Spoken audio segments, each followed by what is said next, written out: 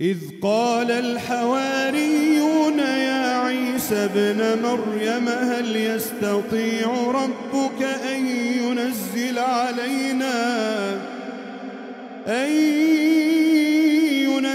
علينا مائدة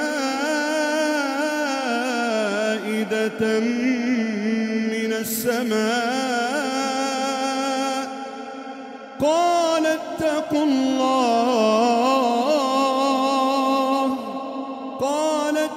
الله إن كنتم مؤمنين. قالوا نريد أن نأكل منها وتطمئن قلوبنا ونعلم أن قد صدقتنا ونكون عليها من الشاهدين. قال عيسى ابن مريم اللهم ربنا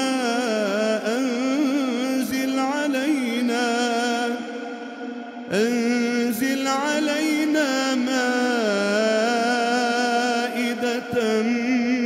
من السماء تكون لنا عيدا لأولنا وآخرنا وآية منك وارزقنا وأنت خير الرازقين.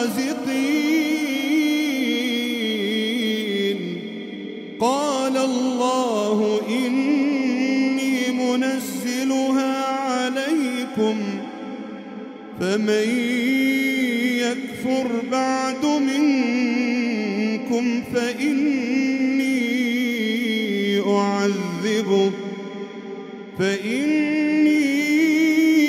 أعذبه عذابا لا أعذبه أحدا من العالمين.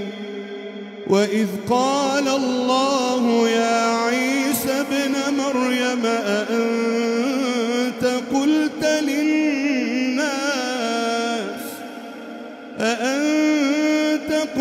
للناس اتخذوني وأمي إلهين من دون الله قال سبحانك ما يكون لي أن أقول ما ليس لي بحق إن كنت قلته فقد علمته تعلم ما في نفسي ولا أعلم ما في نفسك إنك أنت علام